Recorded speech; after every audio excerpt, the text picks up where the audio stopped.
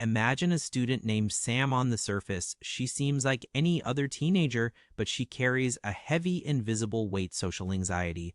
While the rest of the world sleeps, Sam's mind is a hurricane of what-ifs and worst-case scenarios. She isn't just quiet. She feels like a ghost drifting through the hallways of her high school, desperate to belong, but paralyzed by the fear of being seen. Every step toward a conversation feels like walking a tightrope over a canyon of potential judgment. This is the reality for many who tune in to Looks Fine Inside, the struggle to bridge the gap between isolation and connection. Sometimes the smallest spark can light the way out of the shadows. For Sam, it was a simple compliment on her sketchbook that cracked the ice. With the guidance of a professional and the patience of a new friend, her world began to expand. She discovered that her perceived strangeness was actually a bridge to others who shared her passions.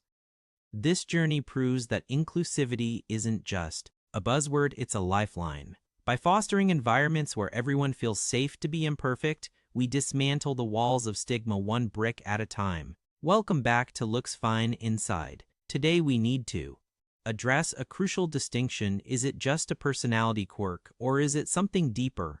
We all feel that flutter of nerves before walking into a crowded party.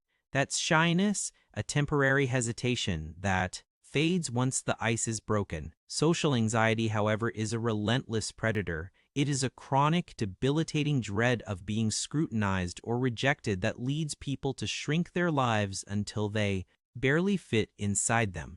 While we're exploring this today for educational purposes, please remember that this isn't a substitute for a clinical diagnosis.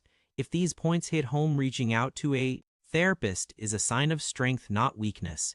Here are 7 unmistakable signals that you're navigating social anxiety rather than simple shyness. First, do you treat public spaces like obstacle courses to be avoided? While a shy person might feel awkward at a gala, someone with social anxiety might skip the event entirely to stay in the safety of their room. This avoidance can spiral into agoraphobia, where even returning a shirt to a store feels like a high-stakes mission.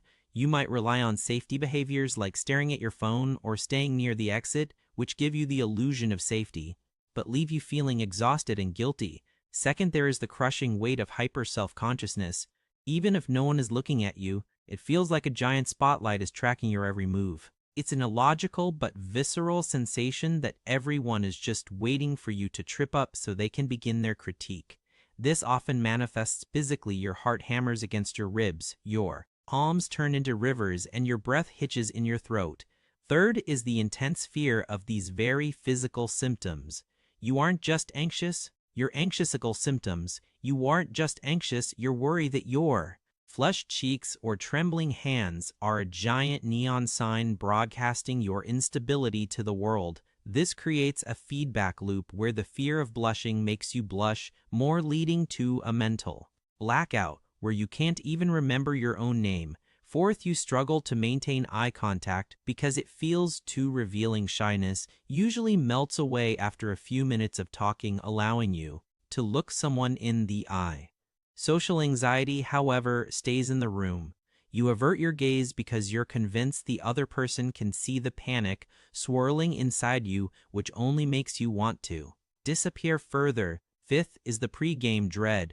While most people get butterflies right before a big speech, you might start losing sleep weeks in advance. You play a mental movie of every possible disaster on a loop. This anticipatory anxiety is a thief of time and joy, often leading you to sabotage your own career or education just to escape the perceived threat. Sixth, your mind is anchored to past social failures.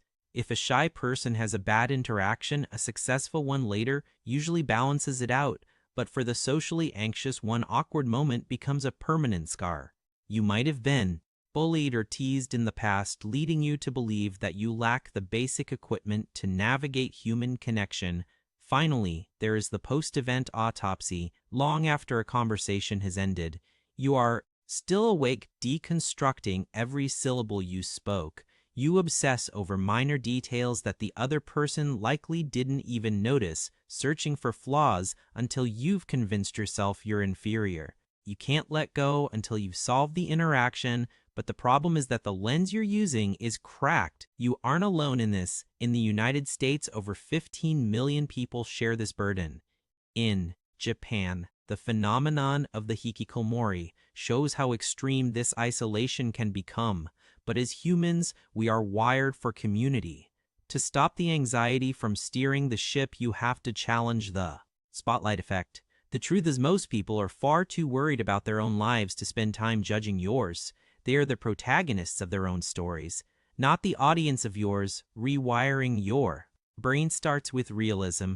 We often set impossible standards for how we should behave, then panic when we don't meet them. Replace those what-ifs with so whats. If you stumble over a word, laugh it off. Confidence isn't the absence of mistakes. It's the realization that mistakes don't define your worth. Rejection is a part of life, and it's rarely as personal as it feels. At Looks Fine, inside, we believe in taking proactive steps toward healing. Try grounding techniques like diaphragmatic breathing to calm your nervous system, explore yoga to reconnect your mind and body, or use art therapy to express the feelings that words can't capture. Set small, measurable goals. Maybe just saying hello to a neighbor and celebrate those wins if the weight is too heavy to lift alone. Cognitive behavioral therapy, CBT, or exposure therapy can provide the tools you need to dismantle your fears. You don't have to live your life in the wings you deserve to be center stage in your own story. Did any of these signs resonate with you? How have you managed to quiet the noise in your head during social moments? Share your story in the comments so we can support each other.